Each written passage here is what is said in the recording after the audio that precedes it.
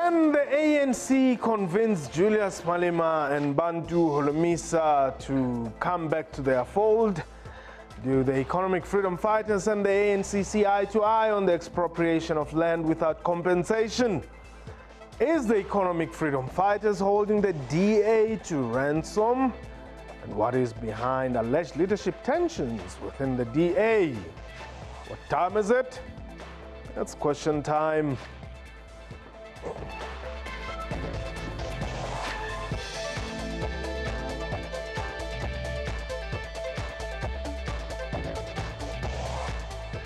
Khotsong, Gurula, Muraro, and welcome to the show. My name is Mpho Tsedu. Fact that there are no permanent enemies and no permanent friends in politics seems to be proving true. This after President Cyril Ramaphosa extended an olive branch to EFF leader Julius Malema and others, asking them to return home to the ANC. The EFF has, however, poured cold water over this suggestion. In an interview on a Sunday newspaper edition, ANC head of elections Fikile Mbalula said it was not out of the question that opposition parties may be part of a government of national unity after next year's elections. While the relationship between the EFF and DA seems to be going through a rough patch, the DA is preparing for its national elective conference next month. Meanwhile, an internal DA SMS on the voter registration co-signed by Mmusi, Maimane and Federal Council Chairperson Selfe has caused a stir. Insiders say it serves to undermine Maimane as party leader. We are live, and therefore you can call us and air your views. The numbers today, or rather to dial, is 089-110-4210. Internationally, +2789110-4210. And our Twitter handle @QuestionTime24. And a reminder that you can also stream us on our Facebook page, SABC News Online, and our YouTube channel, YouTube/SABC Digital News. My guest today, Professor Susan Boysen. She's from the Wits School of Governance, and she joins me in studio today. Prof, welcome. Thank you, Mpho. Yeah, interesting times, interesting developments, you know, all sorts of hints been given. Let's start with the EFF one. You know, there is really a very, very interesting and unstable time in party politics and opposition politics, ANC politics too, in South Africa. With the departure of Jacob Zuma, so much had changed. The rules of the game changed. And all of the political parties, ANC included, are realigning, are trying to cross the divide now that the big enemy, Jacob Zuma, offender, Jacob Zuma, has departed from the ANC. The ANC suddenly looks much more attractive.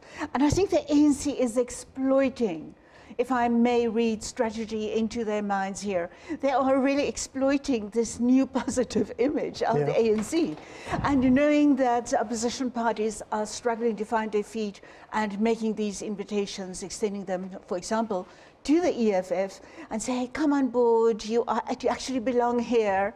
I'm not sure the ANC really believes, Cyril Ramaphosa really believes that Julius Malema would come back to the ANC. Well, but it's an interesting opening, and it puts the EFF on the back foot to say, Julius Malema had to step in and say, it's dead, we'll never be there.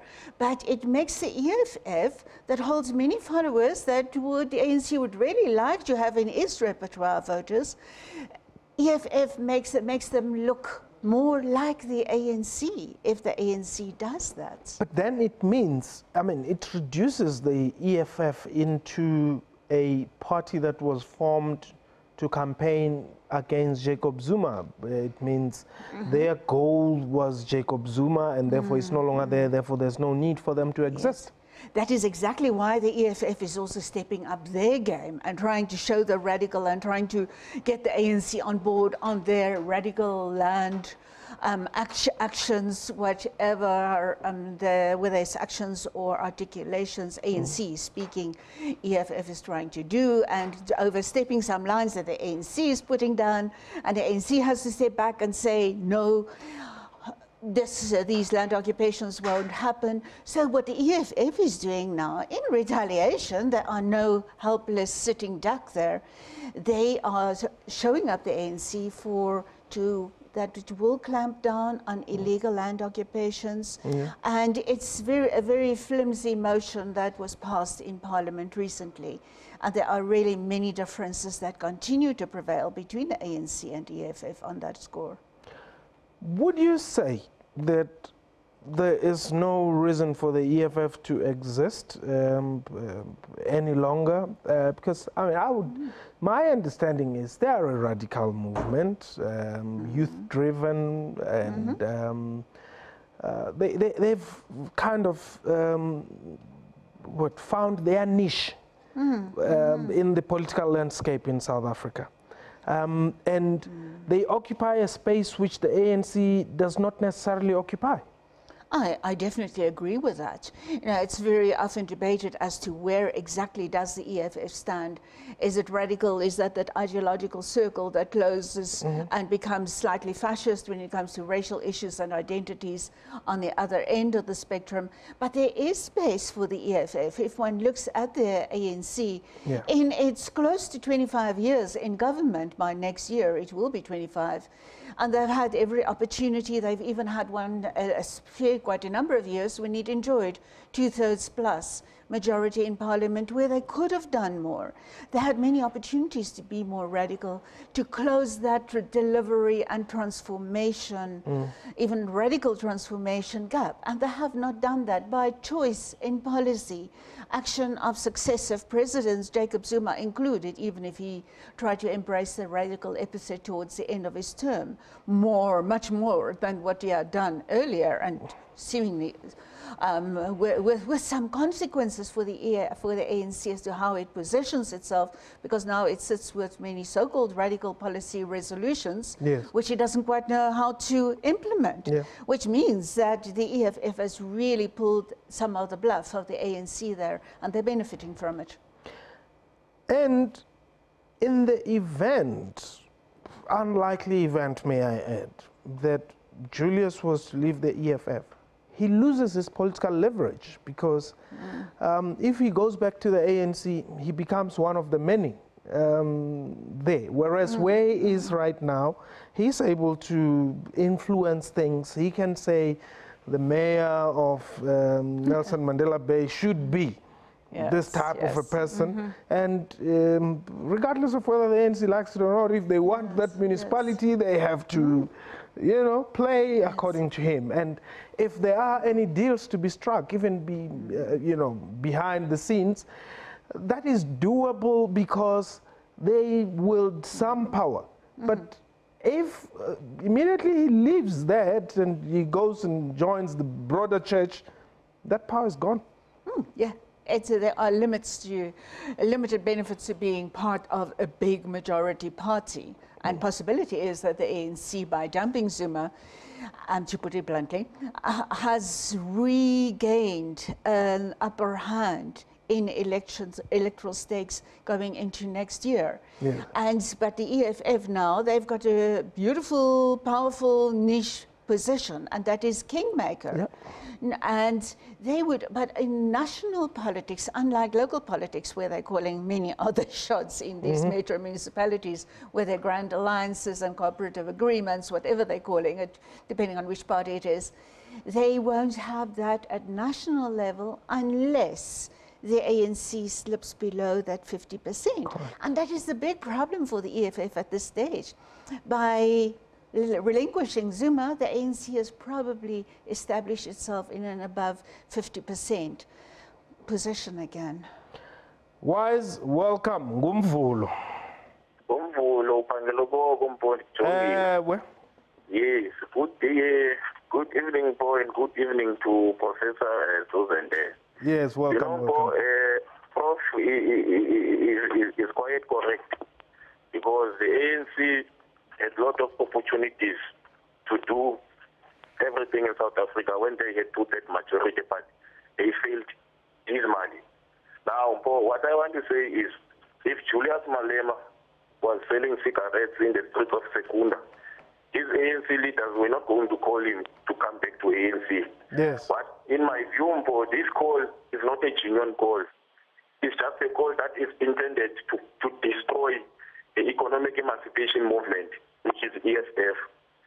Mpho, you see, calling for Julius Malema to come back to ANC, I'm telling you the honest truth now. Calling for Julius Malema to come back to the ANC is like calling for Mpho Tsedu to go back to his mother's womb. That is extremely impossible. Thank you very much, Mpho. All right. Thanks, Wiseman. Well, yeah, indeed, I mean, they've already rejected it, saying it's not going to happen. But I think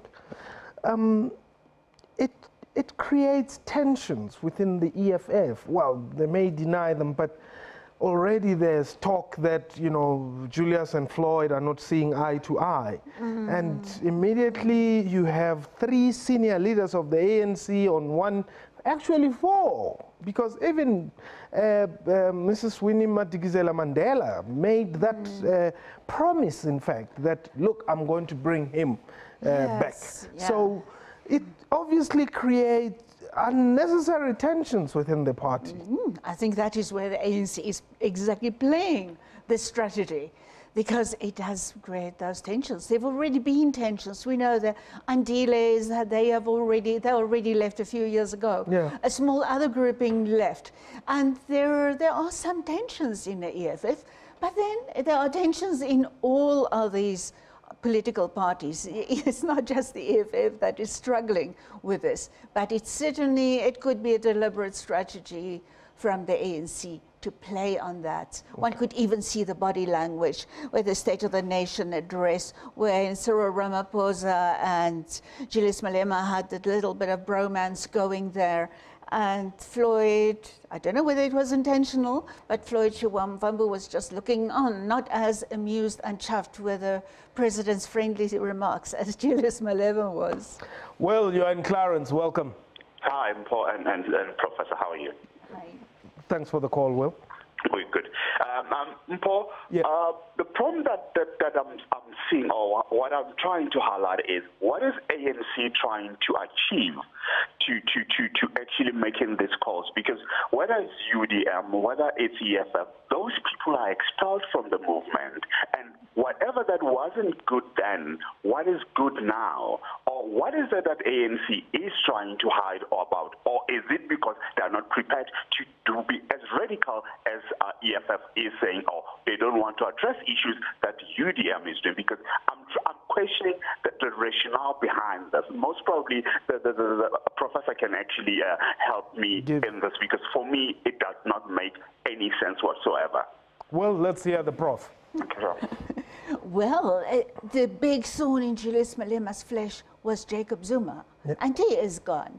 So in principle, in concept definition, the ANC should be more attractive to Julius Malema now than it was a while ago. But it wasn't just Jacob Zuma. Gwede Mantashe, now national chairperson of the ANC, was very instrumental in getting angry with Julius and drawing a line and saying no compromise, now it is disciplinary hearings. President Ramaphosa himself was in the DC. He was in the DC, slightly quieter position there, but he was in that disciplinary committee. Yes, so it is, the big thorn in the flesh is gone. It is a big game changer. We have to confess that. Big game changer that Jacob Zuma is gone, but the other ANC is still there. But all other political parties, ANC included, are trying to reinvent themselves now. Kenneth, you're in Tableview, Cape Town. Welcome. Yes, good afternoon, Mpho. Yes, welcome, Kenneth. Good, man. I think the big question for Mr. Malema will be, why must he join the ANC? Because I think there is enough space for him to exploit with his own EFF. Yeah. So his party has a potential of growing up to about 20% nationally, and I'm sure Mr. Malema knows it well. I think the ANC has either been too slow or reluctant to address South African problems.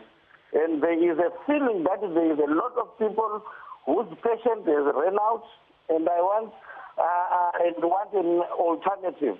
Though I'm not saying Mr. Malema will deliver if he is in power, but I think he can use that space for his popularity and growth of the EFF. So I definitely think Mr. Malema is very happy to be recognized by the ANC that he is a threat, not to take over power, yes, but to confuse everything which they wanted to do. Thank you. Thanks very much, Kenneth. Well, I guess Kenneth, yeah, making the point that I was making earlier. Now, a party like the UDM, they are, yeah, they are smaller, but they are also saying, no, we're not listening to any talk that suggests that we must go back to the ANC.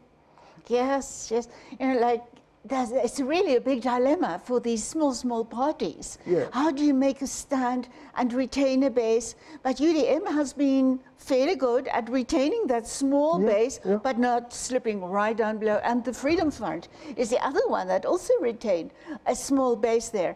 But they hardly have scope to grow extraordinarily. They have either geographically or racial identity, small cultural identities, and they will get small amount of support, but not grow. But Prof, the interesting thing out of all this recall, if you may term, is that Winnie Mandela, David Mabuza, Fikile Mbalula, Cyril Ramaphosa, none of them says the comrades from COPE. So nobody wants Terra back.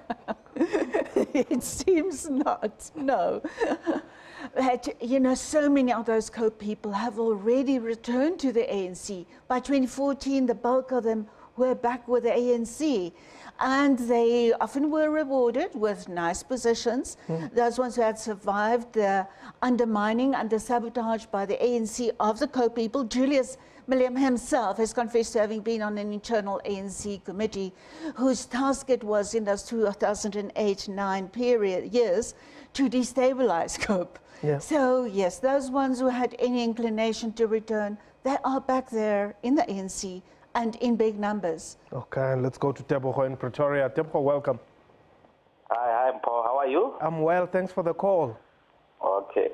Yeah, you know, I just want to comment about something because if I look at the situation right now, I realize that with parties like EFF, you know, since Ramaphosa became the president of South Africa, it seems as if ANC is going to win most of its voters back.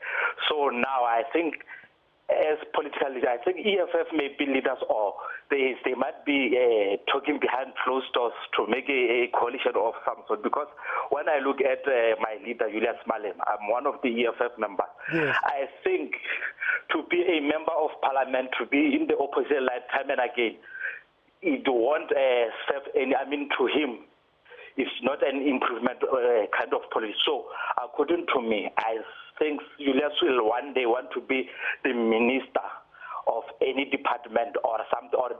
So for him to achieve that, he must extend, he must be on the good books of Cyril Ramaphosa and the ANC, because as you know, the ministers will serve at the presidency of the president. So by its own standard, EFF will not be able to get those numbers. Even if they can form coalition with the DA, they won't manage to get those numbers to be able to outthrone the ANC. So now the opposition, exactly the EFF, because those guys are coming from the ANC, the best way for them is to be close to the leaders of the ANC, so that 2019 comes, if it is possible, it's a coalition, or they can be at the ministerial positions. That's what I think. Okay, thanks very much, Tebogo. And perhaps whilst talking of this DA, I don't even know what to call it. They say so it's not marriage,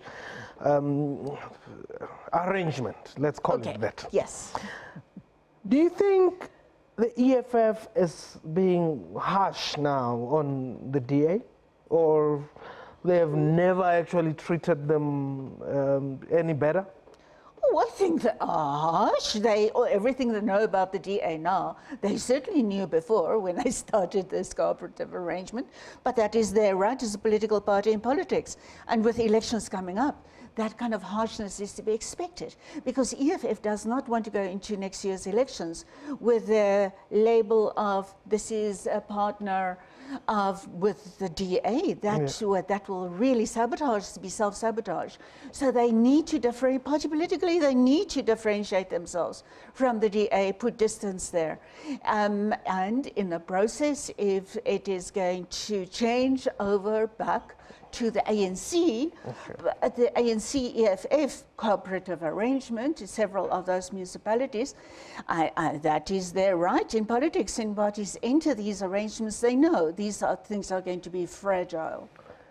Mushoni, is it Mushoni or Mushomi? Oh, okay, Mushomi is no longer there. Now, still on the DA. Then, over the weekend, there's this SMS or message that is sent out to party agents, signed by Mmusi and James. Yes. Now, it creates a hoo-ha in the political circles. People are saying, well, why is it not signed by Mmusi only? So it has to be Mmusi and James. Yes, to show this is a multiracial party, I guess. I don't know. I would have thought the DA had crossed that barrier, but yes, they seemingly think they still need to consolidate their wide support base. And yes, that certainly set the things flying, the feathers flying.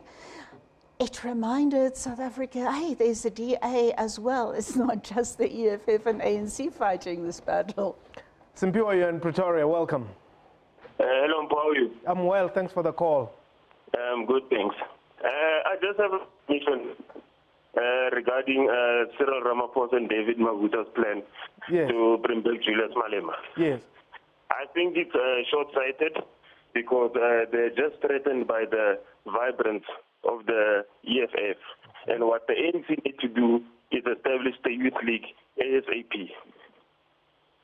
Oh, I see. So you think by getting the youth league in its historical character, this would assist the ANC to match the vibrancy, as you call it, of the EFF?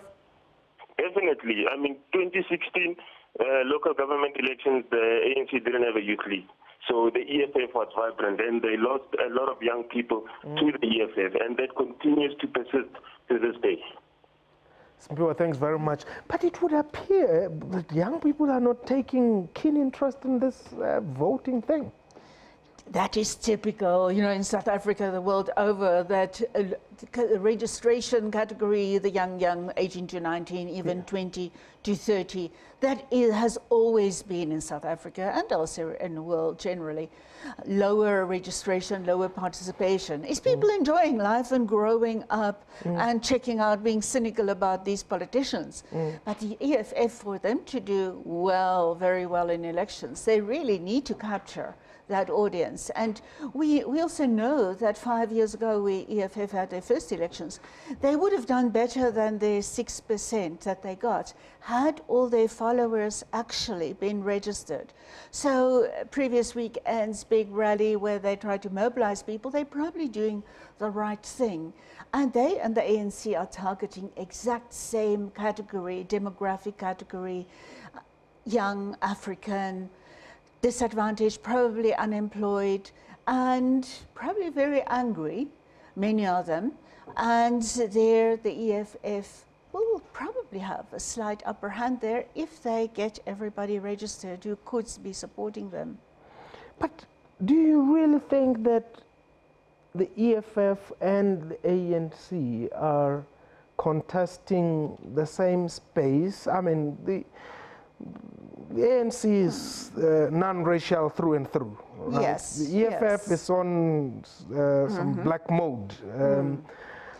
Partly. Of course, there are certain categories, what we call voting blocks, that only the ANC will be contesting, not the EFF. Yeah. But that young youth category that still need to get the bulk of them, the full fruits of liberation of 24 years ago, that certainly is the common target. And the overall electorate is getting younger and younger. A greater proportion of it is getting younger. And if the ANC does not capture a significant proportion of that voting bloc, then they will just fade over time, or definitely slip below a 50% outright majority level. So they need that bloc, and that is the main bloc that the EFF is targeting. Surprisingly, though, we're just whispering now. Of course. No talk of getting NUMSA back into the alliance. Yes, isn't that strange? Yes, and remember, NUMSA at one stage was even going to start its own political party, but it's very difficult to start a new political party, ask many of these small ones. But yes, that is a fascinating point. No talk about that. And to talk about last year. And its unity, you know, and all of that. a special type. Yeah. Last year, Kosatu said, you know, if Zuma goes, then they will probably be prepared to help campaigning again. And that is a big thing for the ANC. That is foot shoulder soldiers walking the streets there. And the ANC really relies on that.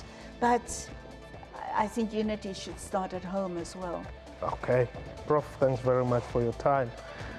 And that was Question Time for today. A big thank you to my guests and to you for watching the show. From me and the entire crew, you have yourself a wonderful time. I've been hot.